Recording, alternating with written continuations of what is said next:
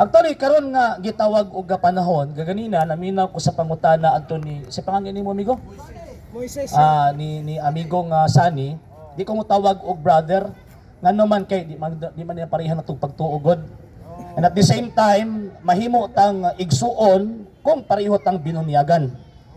The fact nga dili ta parehong binunyagan, so therefore dili ta tawag ining pareha o gusto ka pa ba di ta igsuon in terms of faith.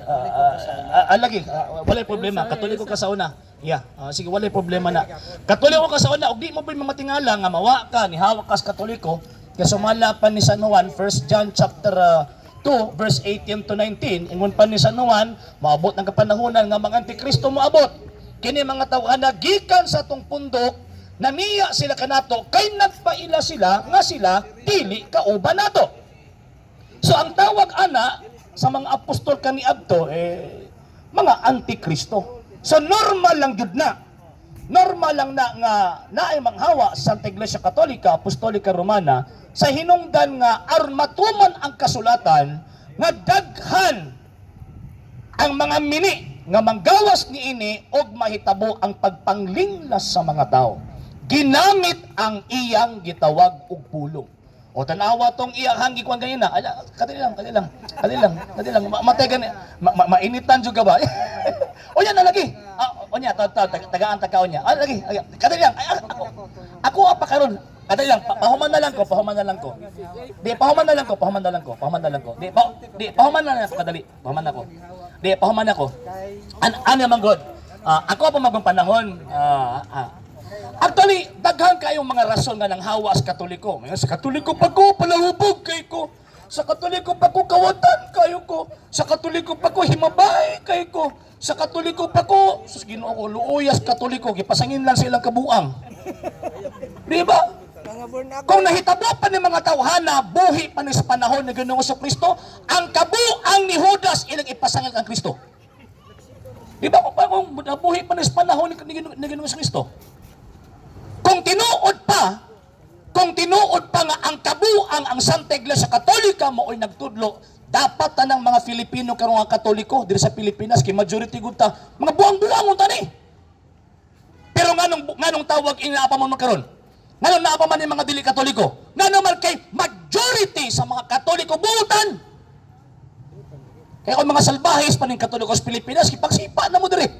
Oh, di lang salbahis. Ngano man kay kanang inyong pangako sa simbahang Katolika, binutbot nagbinaka kay wa nagtudlo ang simbahang Katolika nga paghimo mog daotan. Ang paghimog maayo, paghimog daotan, choice na sa tao. Bisan pagtukon ka sa pari, bisan pagtukon ka sa obispo, kung mobuhat jud ang daotan, mobuhat jud kag daotan. Kay mo man ng choice. Di ba? O tanawa si Judas, na nagani ka sa kang Kristo, pero nganong nagnahudas man gid siya. Nga naman kay choice niya nga mahimo siyang Judas. Di nagtungod ni Kristo. So kung na ay mga yabag, na ay mga daotang mga Katoliko, dili ang Iglesia Katolika mooy hinungdan ni ana kung dili choice na ni anang maong individual nga maghimo siya ni anang maong butanga. Pero na ay advantage sa mga Katoliko ana. Nga naman kay kanamingon sila nga daghang daotan sa Katoliko, ang tinuod man na. Nga naman kay sa iglesyang gitukod ni Kristo na gini mga yabag. Diyo si gani kapostoles na magiusa ka Judas. How much mo kadtong tawag ining daghan na gyud ang membro ni Ginoong Kristo. Di ba di gina malikayan nga naay gitawag og yabag, pero ang advantage lang kung manghawa ni sila simbahang Katolika na kuha-kuhaan na nga mo mga yabag. Nibalhin na sa ilang pundok. Di ba nakuha-kuhaan ang yabag, nawa ng yabag. O tanawa pang laing termino aning tawag ining mga tagak. Tagak na kung tawag ana mga anak kay ang simbahang Katolika murag magmangga. Murag mangga ba? Nga pagkauman ang tag-iya ni anang maong mangga magpaabot na anus anya ni i-harvest ang iyahang prutas. Ang buhaton pud sa kawatan pag-agi ana batuhon na niya sakto. Hangtod nga naay mga bunga nga mga hulog. Tanawan ni mga amigo nato nga mga di na Katoliko karon. Unsa may hinungdan nga nung nawa na sa simbahang Katolika. Nganuman kay natagak sila sa mga atake sa mga dili Katoliko. Manatawag na ko nila mga tagak. Unya taon-taon ato ni papangutanon ang pinakaunang tagak mangutana. Sarulong pa kang tagak tao ang gasigig atake sa simbahang Katoliko. Tao nga si atake sa Katoliko, di ba? Tagak ta niya pagkahuman na Secretary sa sir taong gaatake sa simbahang Katoliko. Yan, mo yung mga tagak.